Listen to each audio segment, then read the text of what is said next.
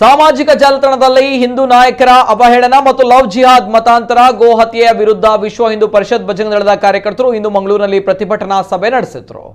ನಗರದ ಮಿನಿ ವಿಧಾನಸೌಧದ ಬಳಿ ನಡೆದಂತಹ ಸಭೆಯಲ್ಲಿ ನೂರಾರು ಬಜರಂಗ ದಳದ ಕಾರ್ಯಕರ್ತರು ವಿಶ್ವ ಹಿಂದೂ ಪರಿಷತ್ ಪ್ರಮುಖರು ಭಾಗವಹಿಸಿದ್ದು, ಪ್ರತಿಭಟನೆಯನ್ನ ಉದ್ದೇಶಿಸಿ ಮಾತನಾಡಿದ ಪ್ರಮುಖರು ಅವಿಭಾಜ್ಯ ದಕ್ಷಿಣ ಕನ್ನಡದಲ್ಲಿ ಹಿಂದೂಗಳ ಮೇಲೆ, ಅದರಲ್ಲೂ ಲವ್ ಜಿಹಾದ್ ಹೆಸರಿನಲ್ಲಿ ಹೆಣ್ಮಕ್ಕಳ ಮೇಲೆ ನಡೀತಾ ಇರುವಂತಹ ದಬ್ಬಾಳಿಕೆ, ಮತಾಂತರ, ಅಕ್ರಮ ಗೋ ಹತ್ಯಾ ಪ್ರಕರಣಗಳನ್ನು ಉಗ್ರವಾಗಿ ಖಂಡಿಸಿ ಸಮಾಜಘಾತುಕ ಶಕ್ತಿಗಳ ವಿರುದ್ಧ ಸರ್ಕಾರ ಕಠಿಣ ಕ್ರಮ ಜರುಗಿಸಬೇಕೆಂದು ಆಗ್ರಹಿಸಿದರು.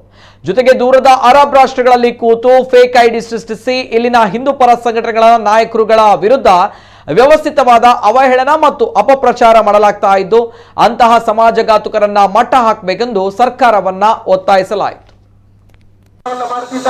ಇದರ ವಿರುದ್ಧವಾಗಿ ಇವತ್ತು ವಿಶ್ವ ಹಿಂದೂ ಪರಿಷತ್ ಬಜರಂಗ ದಳ ಮಾಧ್ಯಮದ ಪ್ರಮುಖರು ಪ್ರತಿಭಟನೆ ಮಾಡುವ ಪರಿಸ್ಥಿತಿ ನಾವು ಇವತ್ತು ನೋಡಿದ್ದೇವೆ. ಇವತ್ತು ಒಂದೇ ಮಾಧ್ಯಮದ ಪ್ರಮುಖರಿಗೆ ಒಂದೇ ನಾನು ಹೇಳುವುದು, ನಿಮ್ಮ ಕೈಯಲ್ಲಿರುವ ಮೈಕ್ ಇದೆ, ಅದು ಕೇವಲ ಇಂಟರ್ವ್ಯೂ ತಗೊಳ್ಳಿಕ್ಕೆ ಮಾತ್ರ ಅಲ್ಲ, ಅವಶ್ಯಕತೆ ಬಿದ್ದಾಗ ಆ ಮೈಕ್ ಕೂಡ ಶಸ್ತ್ರ ಆಗ್ತದೆ. ಅದರಲ್ಲಿ ಕೂಡ ನಿಮಗೆ ಯಾರಾದ್ರೂ ಗಂಟೆಗೆ ಬಂದ್ರೆ ಅದರಲ್ಲಿ ಎರಡು ಬಿಟ್ಟು ಕೊಡಿ.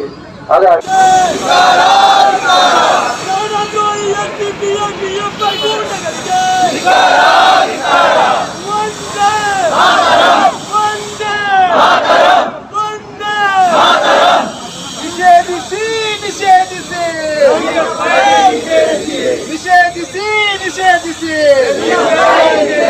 ಲವ್ ಜಿಹಾದ್ ತಡೆ ಕಾನೂನು,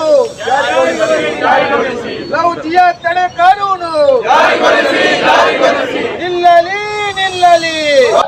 14 ವರ್ಷದ ಒಬ್ಬ ಆತ್ಮಿಕ ಆಂತರವ ಹೆಸರಿನ ಒಬ್ಬ ದಲಿತ ಕುಟುಂಬದ ಸಹೋದರಿ,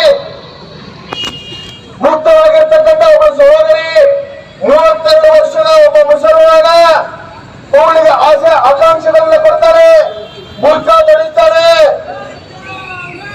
ಜಹಾದಿನ ಲವ್ ಜಹಾದಿನ ಹೆಸರಿನಲ್ಲಿ ಅವಳನ್ನ ಮತಾಂತರ ಮಾಡುವಂತ, ಮದುವೆ ಆಗುವಂತ ಸಂಚನ್ನ ರೂಪಿಸ್ತಾರೆ, ಅವಳಿಗೆ ಬುರ್ಕಾ ತೊಡಿಸ್ತಾರೆ. ನೀವು ನನ್ನನ್ನು ಮದುವೆ ಆಗ್ಬೇಕು ಅಂತ ಮುಗ್ಧ ಒಬ್ಬ 14 ವರ್ಷದ ಬಾಲಕಿಗೆ ಆಗ್ರಹ ಮಾಡ್ತಾಳೆ. ಕೊನೆಗೆ ಆ ಬಾಲಕಿ ಆತ್ಮಹತ್ಯೆಯಿಂದ ಬಿಂಬಿಸುವಂತಹ ಕೆಲಸದಲ್ಲಿ ಅವಳ ಹತ್ಯೆ ನಡೆದು ಹೋಯಿತು. ಯಾಕೆ ಅಂತ ಕೇಳಿದ್ರೆ ಅದು ಆತ್ಮಹತ್ಯೆ ಅಲ್ಲ. ನಾವು ನೋಡಿದಾಗ ಆ ಆತ್ಮಹತ್ಯೆ ಮಾಡಿರ್ತಕ್ಕಂಥ ಶರೀರದ ಕಾಲುಗಳು ಕೆಳಗೆ ನೆಲಕ್ಕೆ ತಾಕೊಂಡಿತ್ತು, ಕೊರಳಿನ ಕೆಳಗಡೆ ಆಳವಾಗಿರ್ತಕ್ಕಂಥ ಗಾಯ ಇತ್ತು. ಆ ಶಾಹುಲ್ ಹಮೀದ್ ಅಂತ ಒಬ್ಬ ಪುಣ್ಯ ಆ ಸಹೋದರಿಯನ್ನ ಅತ್ಯಾಚಾರ ಯತ್ನ ಮಾಡಿ ಅವಳನ್ನ ಹತ್ಯೆ ಮಾಡುವಂತ ಕೆಲಸವನ್ನ ಮಾಡಿದ್ದಾರೆ. ಇವತ್ತು ಪ್ರಶ್ನೆ ಮಾಡ್ತಾ ಇದ್ದೀವಿ, SDPI ನಾಯಕರುಗಳೇ, ಒಂದು ಹೇಳಿದ್ರಲ್ಲ ದಲಿತ ಬಂಧುಗಳು ನಮ್ಮ ಜೊತೆ ಇದ್ದಾರೆ. 1947 ದೇಶಕ್ಕೆ ಸ್ವಾತಂತ್ರ್ಯ ಸಿಕ್ಕಾಗ ಅಯ್ಯೋ ನಾವೆಲ್ಲ ನೆಮ್ಮದಿಯಿಂದ ಜೀವನ ಮಾಡ್ತೀವಿ ಅಂತ ಕಾಶ್ಮೀರದಿಂದ ಕನ್ಯಾಕುಮಾರಿಯ ತನಕ ಲಕ್ಷಾಂತರ ಹಿಂದೂಗಳ ನೆರವೇದ ನಡೆದರೂ ಸಹ ನಾವಿನ್ನು ಬದುಕ್ತೀವಿ, ನೆಮ್ಮದಿಯಿಂದ ಬದುಕ್ತೀವಿ, ನಮ್ಮದೇ ರಾಷ್ಟ್ರದಲ್ಲಿ ಹಿಂದೂ ಸಮಾಜದ ವೈಭವೀಕರಣದಿಂದ ನಾವು ಬದುಕ್ತೀವಿ ಅಂತ 2 ಪಟ್ಟು ಜಾಸ್ತಿ ಕೆಲಸ ಮಾಡ್ತಾರೆ. ಅವರೊತ್ತಿಗೆ ನಾವೆಲ್ಲರಿದ್ದೇವೆ. ಇವತ್ತು ಅವರ ಅಭಿಮಾನಿಗಳು, ಕಾರ್ಯಕರ್ತರು ನಾವೆಲ್ಲರೂ ಇವತ್ತು ಸೇರಿದ್ದೇವೆ. ಸಾಂಕೇತಿಕವಾಗಿ ಮಾತ್ರ ಸೇರಿದ್ದೇವೆ. ನಮಗೂ ಗೊತ್ತಿದೆ, ಯಾವ ರೀತಿ ಉತ್ತರ ಕೊಡಬೇಕು ನಮಗೂ ಗೊತ್ತಿದೆ. ಈ ವೇದಿಕೆಯಲ್ಲಿ ಭಾಷಣ ಮಾಡಿ ಹೇಳಿರ್ಬೋದು, ನಮಗೂ ಭಾಷಣ ಮಾಡಲಿಕ್ಕೆ ಗೊತ್ತಿದೆ. ನಮ್ಮ ಭಾಷಣ ಮಾತ್ರ ಅಲ್ಲ, ಉತ್ತರಕ್ಕೆ ಪ್ರತಿ ಉತ್ತರ ಕೊಡುವಂತ ಕಾರ್ಯಕರ್ತರಿದ್ದಾರೆ, ಅದು ಯಾವುದೇ ರೀತಿ ಆಗಿರ್ಬಹುದು. ಅದಕ್ಕಾಗಿ ನಿಮಗೆ ಈ ಪ್ರತಿಭಟನೆಯಲ್ಲಿ ಎಚ್ಚರಿಕೆಯನ್ನು ಕೊಡ್ತಾ ಇದ್ದೇನೆ. ಅದೇ ರೀತಿಯಲ್ಲಿ ಪೊಲೀಸ್ ಇಲಾಖೆಯಲ್ಲಿ ಮನವಿಯನ್ನು ಮಾಡ್ತಾ ಇದ್ದೇನೆ.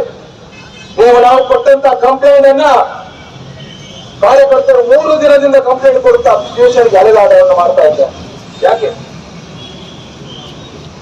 ಎಲ್ಲ ದಾಖಲೆಯನ್ನು ಕೊಟ್ಟಿದ್ದೇವೆ. ನಾವು ಮುಖದ ನಾವು ಅಧಿಕಾರಿಗಳನ್ನು ಹೋಗಿ ಮಾತಾಡಿದ್ದೇವೆ.